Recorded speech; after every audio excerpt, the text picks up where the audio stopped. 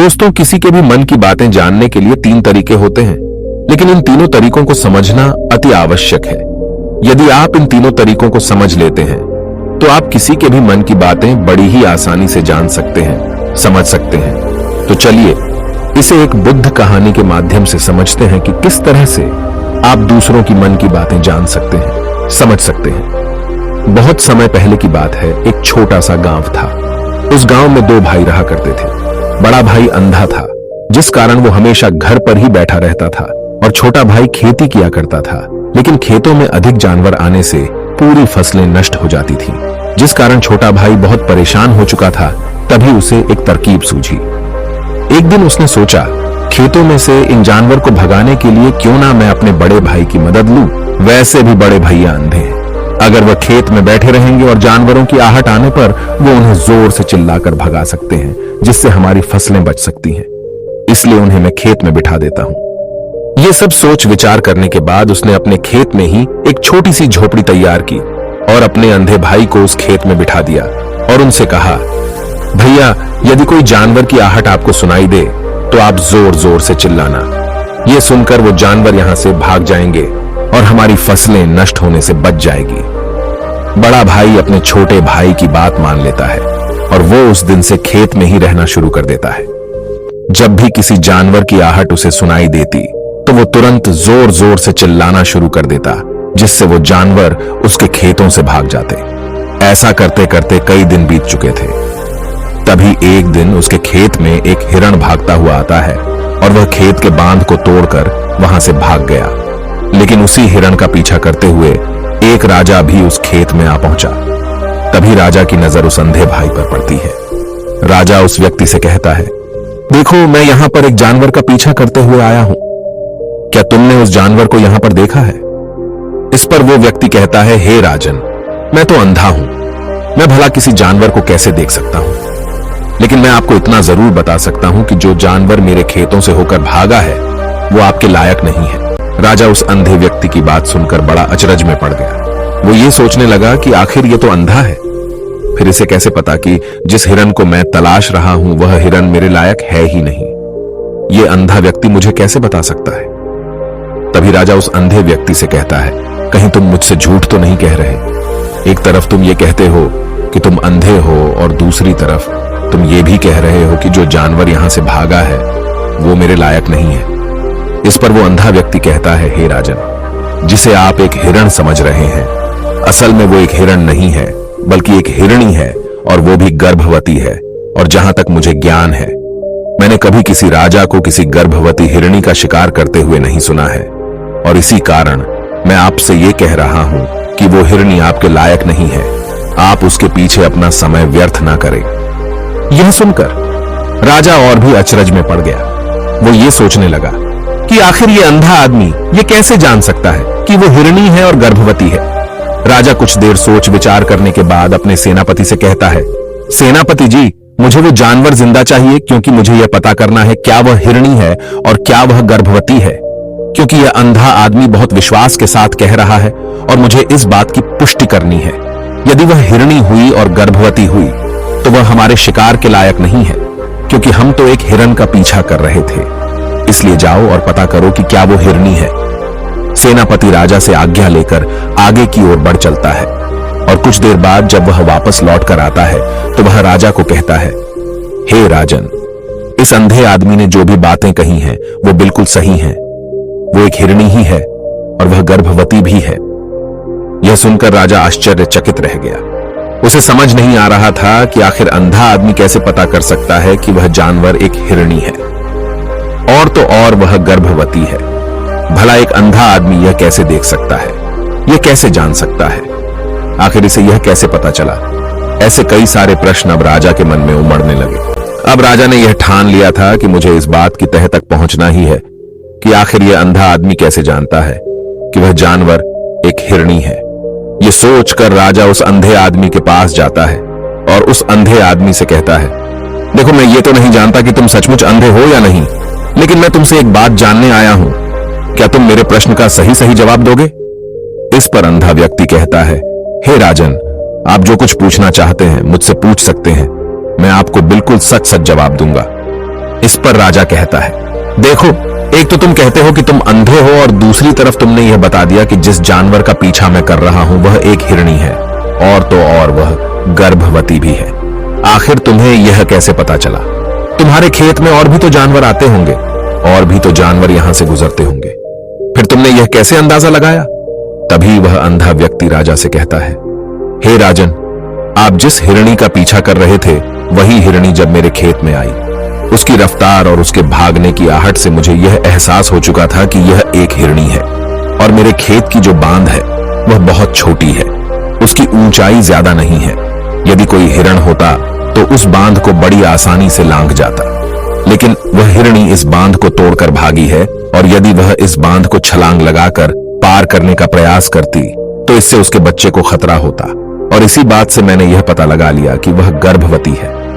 इस कारण वह ज्यादा ऊंची छलांग न लगाकर मेरे खेत की बांध को तोड़ते हुए भाग गई। इस पर राजा के मन में एक और प्रश्न उठा।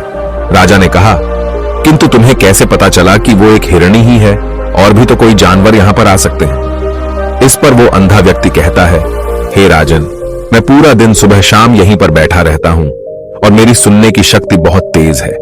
मैं ये बाफ जाता हूं कि कौन सा जानवर मेरे खेत में आया है, और उसी के आधार पर मैं जोर जोर से चिल्लाता हूं ताकि वो मेरे खेत से भाग जाए और मेरे खेत की फसलों को नष्ट ना कर पाए। राजा उस अंधे आदमी का यह जवाब सुनकर पूरी तरह से संतुष्ट हो चुका था।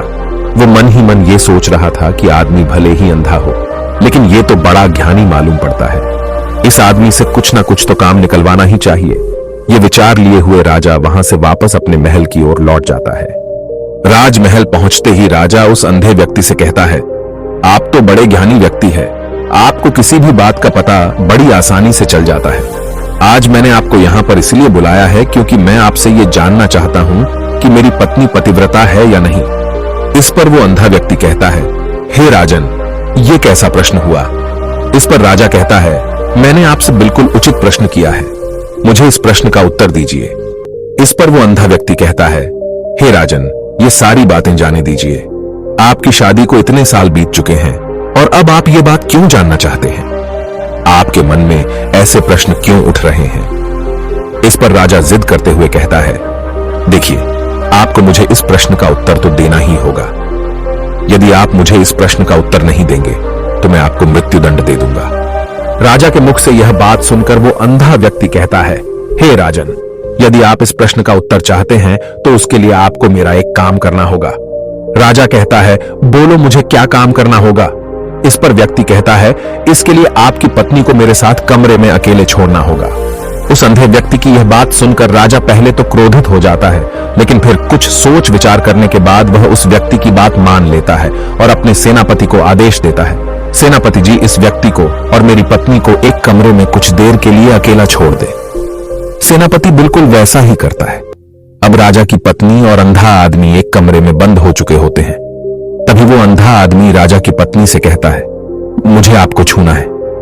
इस बात पर रानी अत्यधिक क्रोधित हो जाती है और उस अंधे आदमी को वो पकड़ पकड़ कर पीटने लगती है, कभी हाथों से तो कभी लातों से तो कभी पटक पटक कर। इस तरह से उन्होंने उस अंधे आदमी की खूब पिटाई की।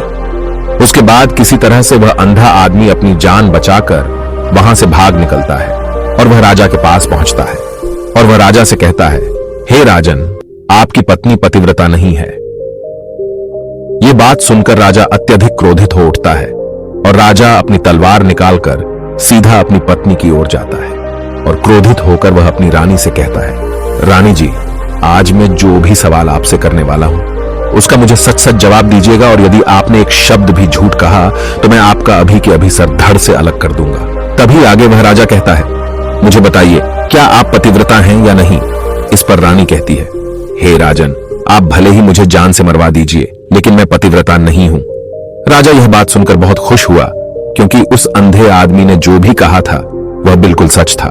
यह बात सुनकर तुरंत ही राजा उस आदमी के पास पहुंचता है और आकर उस अंधे आदमी से कहता है, तुम्हें कैसे पता चला कि मेरी पत्नी पतिव्रता नहीं है?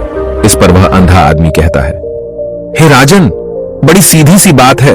मैंने तो आपकी पत्नी से बस इतना ही कहा था कि मुझे आपको छूना है, और इस बात पर वह इतना क्रोधित हो उठी कि उन्होंने गुस्से में आकर मुझे लात घूंसों से पीटना शुरू कर दिया। और भला कोई औरत किसी और मर्द को कैसे छू सकती है? लेकिन उन्होंने न आव देखा न ताव, बस लात घूंसे मुझ पर बरसाने शुरू कर दिए। वह भी तो एक छूना ही हुआ, और एक पतिव्रता नारी कभी भी पराये मर्द को नहीं छूती। जब मैंने उसे छूने के लिए कहा था तो वह उस वक्त मुझे मना कर सकती थी, लेकिन उन्होंने तो मुझे पीटना शुरू कर दिया और देखते ही देखते उन्होंने मेरे पूरे शरीर को छू लिया। अब आप ही बताइए, ऐसी स्त्री भला पतिव्रता कैसे हो सकती है? इस पर राजा कहता है, तुम तो बड़े ज्ञानी मालूम पड़ते हो। अच्छा ठीक है, चलो तुम मेरे एक प्रश्न का और जवाब दो। यदि तुमने मुझे इस प्रश्न का सही सही जवाब दे दिया तो मैं तुम्हें यहां से जाने दूंगा। आगे राजा उस अंधे आदमी से कहता है कि तुम मुझे यह बताओ, क्या मैं सच में अपने पिताजी का ही बेटा हूं या फिर किसी और का? इस पर वह अंधा भी कहता है, हे राजन, इस बात से आपका क्या लेना देना? आप किसी की भी औलाद हो, आखिर आप हैं तो इस राज्य के राजा, इसलिए इस प्रश्न को जाने दीजिए। लेकिन राजा कहता है, नहीं नहीं, मुझे इस प्रश्न का सही सही जवाब चाहिए, अन्यथा यह प्रश्न मुझे हमेशा परेशान करता रहेगा। इसलिए मैं इसका सही सही जवाब जानना चाहता हूं। यदि तुम इसका सही सही जवाब दे देते हो तो तुम यहां से जा सकते हो, मैं तुम्हें नहीं रोकूंगा। इस पर वह अंधा आदमी कहता है, हे राजन, इसके लिए तो मुझे आपके मां के पास भी जाने की कोई आवश्यकता नहीं है। मैं आपको अभी अभी यह बता सकता हूं कि आप किसकी औलाद हैं, लेकिन उससे पहले मैं चाहता हूं कि आप मुझसे एक वादा करें कि आप मुझ पर क्रोध नहीं करेंगे। राजन ने कहा, मैं तुमसे वादा करता हूं, मैं तुम पर क्रोध नहीं करूंगा। इसके बाद वह अंधा आदमी राजा से कहता है, हे राजन, आप है तो अपने ही पिता के पुत्र, लेकिन आप पर एक कंजूस सेठ की छाया पड़ी हुई है। यह सुन राजा बहुत क्रोधित हो उठा और वह तुरंत तलवार निकालकर अपनी मां के पास जा पहुंचा। वह वहां पर पहुंचने के बाद अपनी मां से कहता है, मां, मुझे सच सच बताइए, क्या मैं अपने ही पिता का पुत्र हूं या नहीं? यदि आपने मुझे सही सही नहीं बताया तो वह यहीं पर अपने प्राण त्याग दूंगा। मुझे बताओ क्या सच है? इस पर उस राजा की मां कहती है, बेटा, तू है तो अपने ही पिता का पुत्र, लेकिन तुम्हारे ऊपर एक कंजूस सेठ की छाया पड़ी हुई है। जब मैं एक बार नहाने के बाद अपना मुंह आईने में देख रही थी, तभी उस कांच के पीछे मुझे एक कंजूस सेठ नजर आता है और उसी की छाया तुम पर पड़ चुकी है।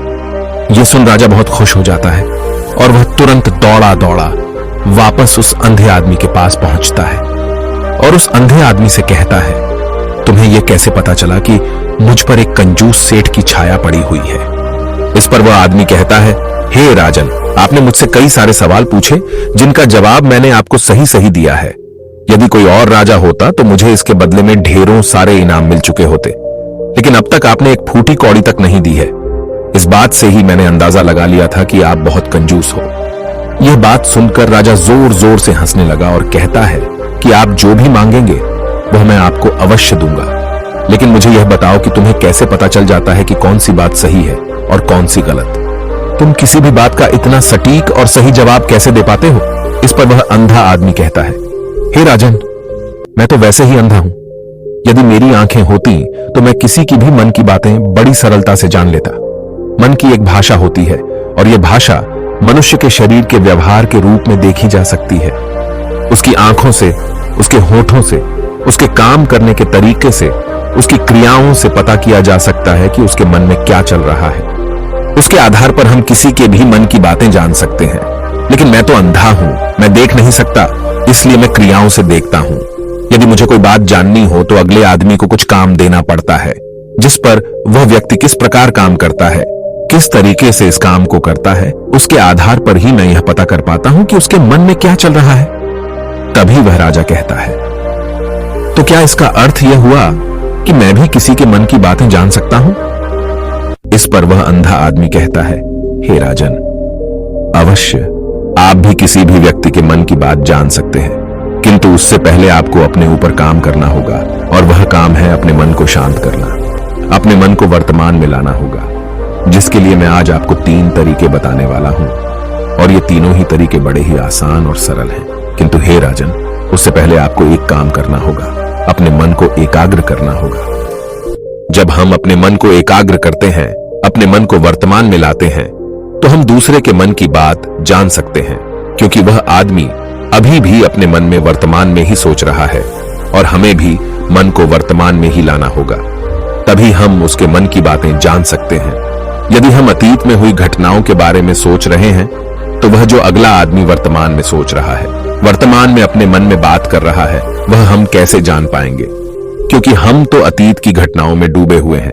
इसलिए किसी के भी मन की बात जानने के लिए सबसे पहले हमें हमारे मन को एकाग्र करना होगा, उसे वर्तमान में लाना होगा। आगे वह व्यक्ति राजा से कहता है, हे राजन, जो 3 तरीके मैं आपको बताने वाला हूं, इन 3 तरीकों से बड़ी आसानी से किसी के भी मन की बातें जान सकते हैं। उसके बाद वह अंधा आदमी राजा से कहता है, हे राजन, जो सबसे पहला तरीका है वह है आंखों पर ध्यान देना। किसी व्यक्ति से बात करते वक्त उसकी आंखों में देखना, उसकी आंखों पर ध्यान देना जो सबसे ज्यादा जरूरी है, क्योंकि आंखें बोलती नहीं पर बहुत कुछ कह जाती हैं। यदि हम किसी व्यक्ति की आंखों के इशारों को समझना सीख जाएं, हम यह जान पाएंगे कि व्यक्ति के दिमाग में क्या चल रहा है, वह क्या सोच रहा है और अभी वह क्या करने वाला है। मेरे पास आंखें नहीं हैं, लेकिन मैंने अपने गुरु से यह विद्या सीखी है, क्योंकि बहुत सालों पहले मेरे पास आंखें थीं और मैं उस वक्त लोगों के मन की बातें केवल उनकी आंखों से ही जान लेता था। इसलिए यदि आप भी दूसरों की मन की बातें जानना चाहते हैं तो आपको भी उनकी आंखों पर गौर करना चाहिए। ठीक उसी प्रकार चेहरे के हाव भाव होते हैं, जिससे हम मन की बातें बड़ी आसानी से समझ सकते हैं और इन्हें भी समझना बहुत जरूरी है। कभी कभी कोई व्यक्ति अपने चेहरे से जैसे आंख, होंठ और बहुत से कुछ अलग अलग व्यवहार करता है। यदि आप किसी व्यक्ति के चेहरे में गौर करेंगे तो आप आसानी से समझ पाएंगे कि वह व्यक्ति निराश है, जब व्यक्ति बहुत उदास है, या फिर वह बहुत खुश है, या फिर उसे कोई बहुत बड़ा दुख है। वह अपने अंदर क्या महसूस कर रहा है, ये सारी बातें हम उसके चेहरे के हाव भाव से पता कर सकते हैं। फिर चाहे इंसान जुबान से कुछ बोले या ना बोले, लेकिन आप उसके चेहरे से सब कुछ पता कर सकते हैं।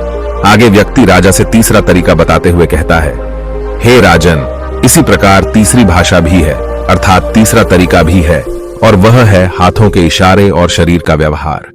मन की बात समझने के लिए हमें हाथ के इशारे और शरीर के व्यवहार को समझना बहुत आवश्यक है। कोई व्यक्ति जब बात करता है तो आपने देखा होगा कि वो अपने हाथों को हिलाता रहता है, अपने हाथों से इशारा करता रहता है। बातों के साथ साथ अपना शरीर का जो व्यवहार है, अर्थात बॉडी लैंग्वेज, उसका भी पूरा उपयोग करता है, जिससे हमें यह पता चल पाता है कि वह व्यक्ति हमारी बातों पर कितना ध्यान दे रहा है और उसके मन में क्या चल रहा है। शरीर के व्यवहार को देखने के लिए उसके हाथ मटकाने, शरीर मटकाने और चेहरे पर बार बार हाथ लाने, हाथों का एक दूसरे से मसलना, ऐसी बहुत सी क्रियाएं होती हैं, उस पर हमें ध्यान देना अति आवश्यक है। मन की बात को समझने के लिए हमें शरीर के व्यवहार को भी समझना पड़ता है। यदि हम इन 3 तरीकों को सही तरीके से ध्यान देकर इन 3 तरीकों को अच्छे से समझ लेते हैं तो हम बहुत जल्दी किसी भी व्यक्ति के मन की बातें बड़ी सरलता और सहजता से जान सकते हैं। इसलिए यदि आपको किसी के मन की बातें जानी है तो आपको उसकी आंखों पर, उसके चेहरे पर, उसके शरीर के हाव भाव को और उसके हाथों को ध्यानपूर्वक देखना और समझना होगा, जिससे आप यह समझ पाएंगे कि आखिरकार उसके मन में क्या चल रहा है और वह क्या सोच रहा है। लेकिन उनसे पहले आपको अपने मन को एकाग्र करना होगा, शांत करना होगा और अपने मन को वर्तमान में लाना होगा। तभी आप उस व्यक्ति की इन सभी क्रियाओं पर ध्यान दे पाएंगे, उन्हें समझ पाएंगे। अन्यथा आप यदि अतीत की घटनाओं में व्यस्त हैं, भविष्य की योजनाओं में व्यस्त हैं, तो आप उस व्यक्ति के हाव भाव पर कभी ध्यान ही नहीं पाएंगे और न ही आप कभी यह समझ पाएंगे कि आखिर उस व्यक्ति के मन में क्या चल रहा है, वह क्या सोच रहा है। आपने देखा होगा कि ऐसे कई बड़े संत महात्मा हैं जो बड़ी ही शांति से आपको देखते हैं और आपको देखकर ही ये बता देते हैं कि आपके मन में क्या चल रहा है, आप उनसे क्या जानने आए हैं। और इसका सबसे बड़ा प्रमुख कारण यही है कि वह आपको पढ़ सकते हैं, आपको समझ सकते हैं, आपकी मन की बातें जान सकते हैं, क्योंकि उनका मन एकाग्र है, शांत है, और यही कारण है कि वह आपके मन की बातें बड़ी सरलता से समझ जाते हैं। दोस्तों, ये वीडियो अगर आपको अच्छी लगी हो तो कृपया मेरे चैनल को सब्सक्राइब कीजिए। मिलते हैं अगली वीडियो में एक नई कहानी के साथ। तब तक के लिए नमस्कार, जय हिंद।